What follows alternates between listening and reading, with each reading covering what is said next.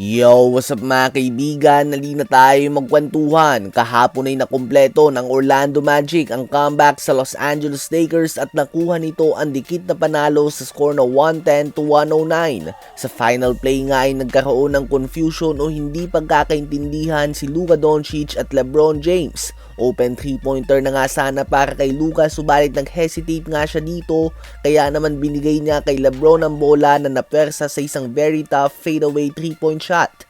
Matapos ang game ay kapansin-pansin ang frustration ni Luka at ni LeBron sa final play. Si Luka nga ay sinabi na alam niya nga daw na open siya. Subalit sa palagay niya nga daw ay medyo malayo siya kaya naman pinasa niya ito. Well, totoo naman na malayo pa nga siya subalit hindi nga ito bago kay Luka.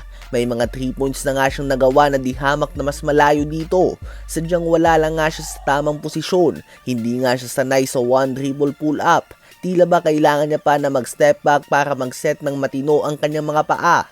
Pahayag naman ni LeBron ay tanungin nyo nga daw si Luka. Hindi niya nga daw alam kung ano ba ang nakita nito. Off balance nga daw siya nung natanggap niya ang bola. Well, big miscommunication nga ito sa parte ng Lakers na nagresulta sa isang talo.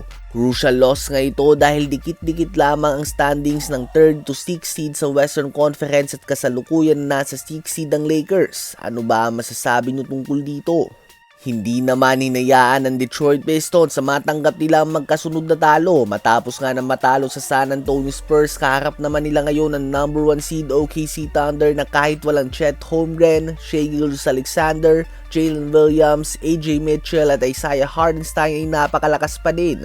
Nakuha pa din naman ng Pistons ang panalo sa score na 124-116, 29 points, 5 rebounds, 13 assists, 3 steals, 3 blocks and 8 turnovers si Cade Cunningham on 11 of 16 shooting sa field. 29 points, 15 rebounds naman si Jalen Duren on 12 of 17 shooting sa field. 16 points din si Duncan Robinson at 11 points, 7 assists naman si Ausar Thompson. Sa OKC naman ay 30 points, 11 rebounds pa din ng isang Jalen Williams. 23 points, 5 assists si Cason Wallace. 20.6 assists si Aaron Wiggins at 20 points din si Jared McCain. Kung OKC nga ay natalo mga kaibigan, ang San Antonio Spurs naman ay nakuha na ang kanilang ikasampung sunod na panalo matapos sa talunin ng Toronto Raptors sa score na 110-107.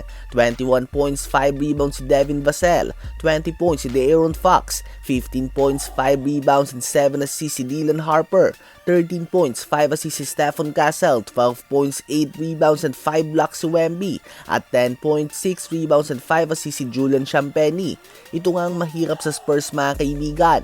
Hindi mo alam kung sino magiging scoring leader sa kanila.